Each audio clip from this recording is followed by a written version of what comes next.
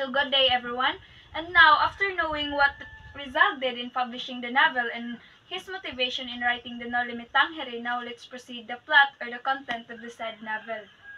So the story begins sa pagbalik ni Juan Crisostomo Ibarra sa San Diego after studying for 7 years in Europe. So in San Diego, there's a piging kanang nahitabo or celebration held by Capitan Tiago. So Capitan Tiago was the friend of Don Rafael. So kini si Don Rafael mo ni siya ang kanang papa ni Crisostomo Ibarra. So later on mahibaw-an ni nato kung unsa ang kanang papel or unsa ang nahitabo ni Don Rafael diri sa novel.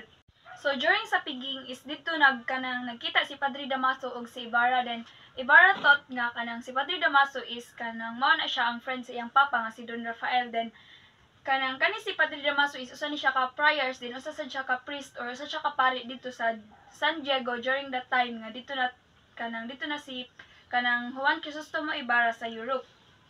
Then after sa piging is kanang nibalik na si kanang Crisostomo Ibarra dito sa hotel nga iyang gistayhan, then dito nagmeet sila ni Teniente Guevara, then dito kanang gisaysay ni Teniente Guevara kung unsa man gyud ang kanang tinuod or unsa ang kanang nahitabo during that time sa kanang kuan pagkamatay sa iyang papa, then dito gisulti ni kanang kuan gisaysay ni Teniente Guevara nga kanang involved si Padre Damaso. So nagsugod man gud ni siya sa isa ka Spanish tax collector og isa ka estudyante. So during that time is nag-away ang Spanish tax collector og ang usa ka estudyante, then kanang ang intention raman unta ni Don Rafael ato is buwagon sila duha, then unfortunately is na tukmod bitaw niya ang tax collector, din naparok ang usa kanang bato, then mao to ang hinungdan nga kanang namatay ang tax collector. Pero dili man gid siya mao ang kanang pinaka main reason kay kanang tiguang naman daw to siya ang usa ka tax collector, din mao to ang kanang kuan ana sad siya sakit daan mao to siya nga namatay, then si Don Rafael siya ang napasanginlan sa pagkamatay, then usa sa dana is kanang kuan he was accused nga kanang usa daw siya ka kanang herehe og isa ka filibustero. So when we say kanang heretic or herehe, it is someone who goes against the church, and when we say filibustero or filibuster, it is someone who goes against the government. So hapit na unta masolve ang case ni Don Rafael, but unfortunately is namatay siya dito sa prisuhan tungod kay nasakit siya, then gilubong siya sa Catholic Cemetery. Then wala pa mong gihapon na kanang sana wa pa gihapon na human si Padre Damaso ba kay dako lagi siya kaayog kalagot ni kanang kuan ni kanang Don Rafael. So kanang insulto man kuno kaayo kung ilubong siya sa usa ka kanang Catholic Cemetery nga usa man siya ka kanang herehe, then insulto kuno kaayo para nila nga mga friars. Then mao to nga kanang nakadesisyon na sad si Padre Damaso nga kanang iya gisugo ang iyang mga tawo nga hukayon ang lubong ni Don Rafael para ibalhin sa Chinese Cemetery. Then during sa ila paghukay sa iyang mga tawo is kanang gibahuan bitaw sila sa patay, then kanang mao to nga ila na lang gilabay sa kanang ilog og gisunog. Then mao to nga kanang after sa nahibaw-an ni kanang kuan ni kanang Ibarra sa nahitabo siyang papa, isuko kayo siya ni Padre Damaso, but kanang iya lang usa tugi kanang kuan gi set aside. Then mao to nga kanang nibalik siya sa balay nila ni Kapitan Tiago para mag-meet sila ni Maria Clara. Then mao din to nga ang pag-meet nila ni Maria Clara is kanang nag-reminisce sila sa ilang kanang letters during that time nga naa pa si kanang Ibarra sa Europe. Then mao to nga kanang dito sad sa kanang pag nag-istoryahan nilang duha is gisaysay sad ni Maria Clara ang iya gisuwat nga about sa kanang iyang papa nga si Kapitan Tiago. Iya gidipinsahan bitaw ang iyang papa kay during that time kay grabe naman kayo ang mga panghitabo dito sa lungsod sa San Diego, kay kini ba ang iyang papa usa siya ka kapitan dito sa lungsod sa San Diego. Then after ato is kanang gibaliwala na lang usa ni kanang kuan ni Ibarra ang mga panghitabo. Then mao to nga naguna-una siya nga kanang unsa ka ang angay niya buhaton sa kanang pag-uswag sa ilang lungsod. Then mao to nga kanang nakauna-una siya og nagplano siya nga mag-build siya og school sa San Diego. Then nagtuo ang iyang mga paisano nga maka-benefits daw to siya sa kanang kuan mas kanang bag-o bitaw nga eskwelahan dito sa San Diego kaysa naman ang katong eskwelahan nga kanang kuan siya under siya sa mga friars nga kanang luoy bitaw kaayo ang kanang kuan luoy kayo ang ilang mga nasinati ato during that time. Then mao to siya nga nakadawat siya og usa ka kanang panayuan gikan ni Don Anastasio or ni Pilosopo Tasio. So kani si Pilosopo Tasio usa ka lokal nga pilosopo og nag-employ og usa ka progresibong guro sa eskwelahan. Din mao to nga kanang gi-support man si kanang Pilosopo Tasio sa buhaton ni Ibarra. So mao to nga kanang ang construction is kanang ila giplano kay kanang mapadali siya ang construction kay para sad kay nag-angat bitaw ang fiesta dito sa San Diego sa kanang ilahang lungsod. Then one time si Crisostomo ug si Maria Clara ug ang iyang mga higala is ningadto sila sa Laguna de Bay. So usa ni siya ka kanang lake, then dito sa ilang kanang nagpicnic sila dito din sa during sa kanang ila pa nag-istorya is kanang dito sa kanang sa lake sa Laguna de Bay is kanang nabi tayo isa ka buaya nga kanang naglangoy-langoy dito then dito sila nagmeet ni Elias, then kanang ang ato ni Elias is kanang dakpon niya ang buaya, din niambak siya dito para iya kanang sana iya donggabon sa kutsilyo, din magambak niya is wala man gyapon namatay ang buaya. Mao to ni sunod si Crisostomo Ibarra, gitabangan niya si Elias, then didto kanang giignan siya ni Elias nga kanang kuan na siya utang nga loob sa mga Ibarra sa iyang pagtabang. Then si Elias mao ni siya usa ka bangkero.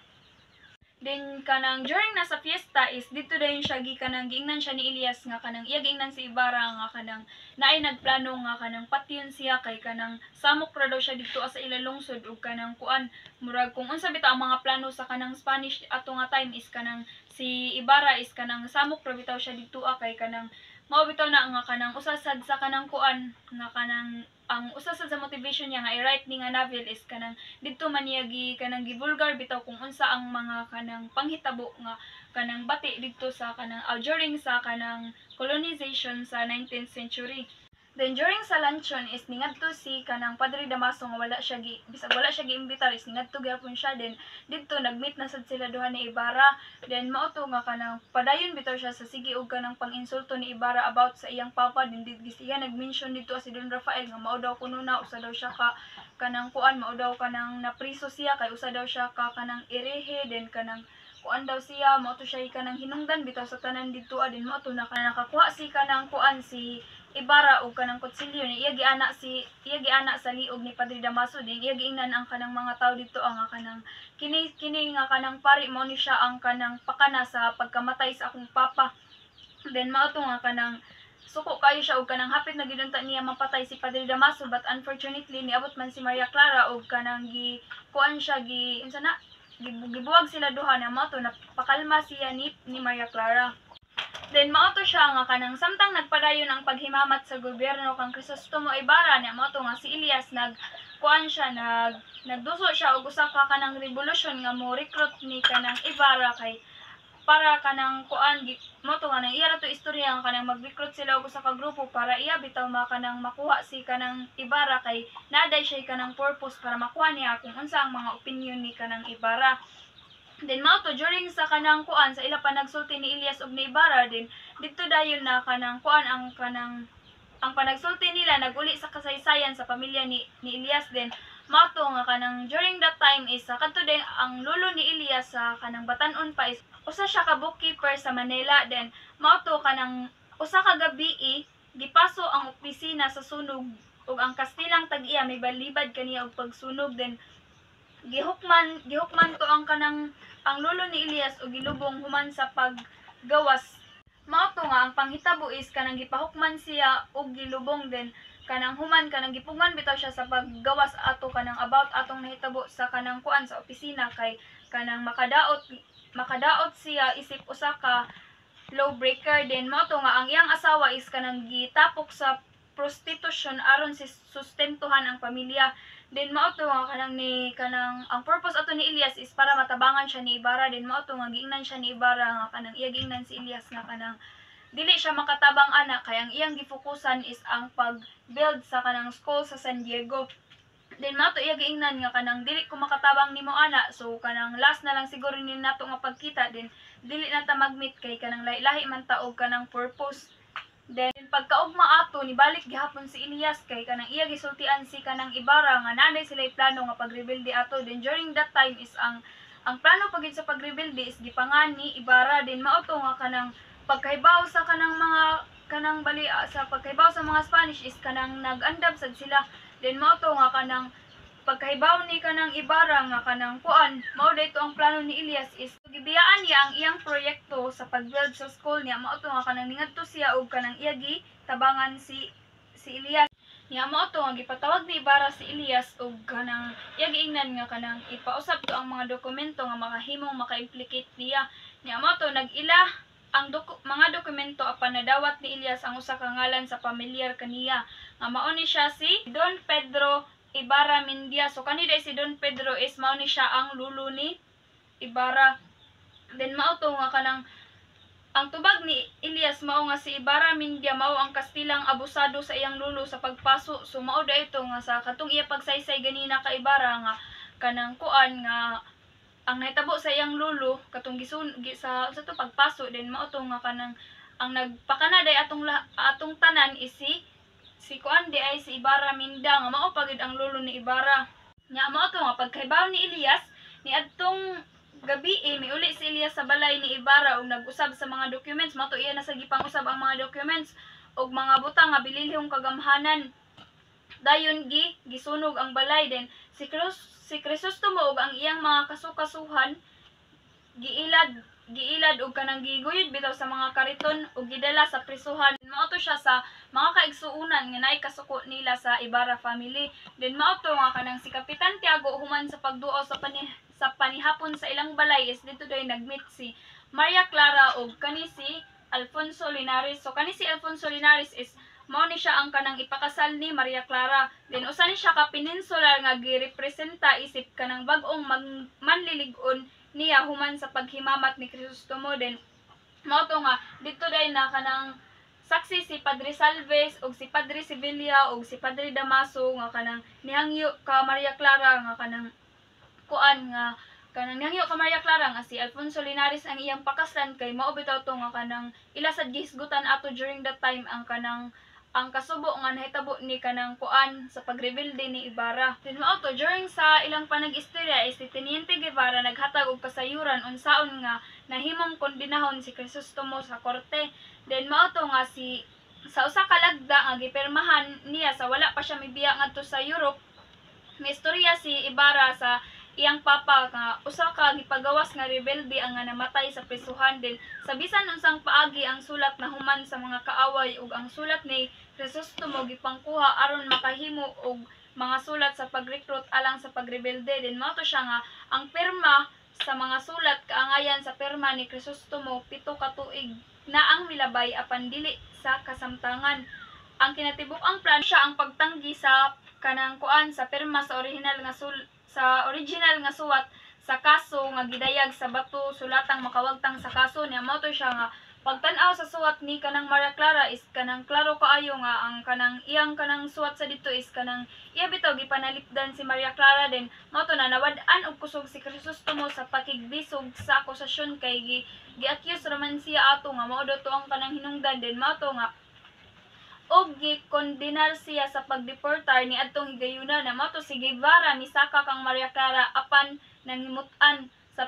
sa pribado apan sa kasakit. Gipang-congratulate niya siya alang sa iyang common sense nga pagtug-an sa sulat karon makabuhi na siya og kinabuhi sa kalinaw. Then mao to nga human sa gabi si Crisostomo human nakagawa sa prisuhan. Mao to na kanang nakagawa si Ibarra sa prisuhan sa pinaagi sa tabang ni Elias nga mao to na nakikita din siya ni Maria Clara niya gisaysay niya didto ang kanang dili daw tinuod ang kanang gipang-accuse niya niya mao to na kanang gisulti sad ni Maria Clara didto ang nakita niya sa surat nga during the day sa kanang pagbuntis kanang ni Maria Clara sa iyang mama is kanang ang tinuod ay niya nga papa is si Padre Damaso. Dito niya nakit-an sa suwat na basahan niya dito nga kanang gilubos di ay ni kanang kuan ni Padre Damaso ang mama ni Maria Clara during that time. Din mao to nga kanang kuan after sa